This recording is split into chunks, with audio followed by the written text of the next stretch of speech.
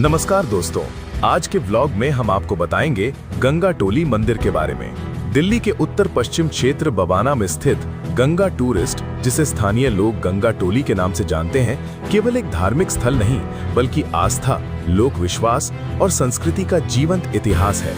कहा जाता है कि प्राचीन समय में ये क्षेत्र जंगलों और खेतों से घिरा हुआ था और यहाँ एक पवित्र जल स्रोत अथवा गंगा जल से जुड़ी दिव्य घटना घटी थी, जिसके बाद ग्रामीणों ने इस स्थान को गंगा माता की कृपा से जुड़ा हुआ मान लिया और इसी कारण इसका नाम गंगा टोली पड़ा। शुरुआत में यहाँ कोई भव्य मंदिर नहीं था, बल्कि एक साधारण चबूतरा था जहाँ गांव के लोग दीप जलाकर पूजा करते थे।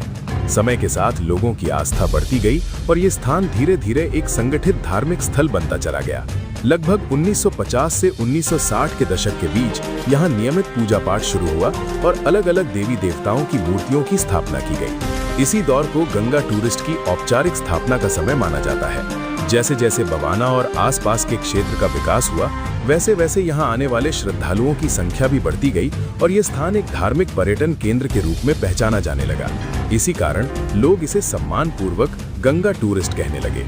गंगा टूरिस्ट की सबसे बड़ी विशेषता ये है कि यहाँ एक साथ कई मंदिर और देवी देवताओं की मूर्तियां स्थापित हैं। यहाँ माँ गंगा का पवित्र स्थान है, जहाँ श्रद्धालु गंगा जल चढ़ाकर परिवार की सुख शांति और पाप मुक्ति की कामना करते हैं। इसके अलावा यहाँ हनुमान जी का मंदिर स्थित है, जहाँ लोग साहस, शक्ति और संकट से मुक्ति की प्रार्थना करते हैं। मान्यता है कि यहाँ आने से भय दूर होता है और नकारात्मक शक्तियों का प्रभाव समाप्त होता है। गंगा टूरिस्ट में भगवान शिव का मंदिर भी है, जो विशेष रूप से सावन माह और महाशिवरात्रि पर श्रद्धालुओं से भर जाता है। इस दौरान जलाभिषेक, भजन कीर्तन और रुद्राभिषेक का आयोजन किया जाता है। यहाँ माता दुर्गा और काली माता का मंदिर शक्ति उपासना का प्रमुख केंद्र है, जहाँ नवरात्रि के समय अखंड ज्योत, कन्या पूजन और विशाल भंडारे का आयोजन होता है।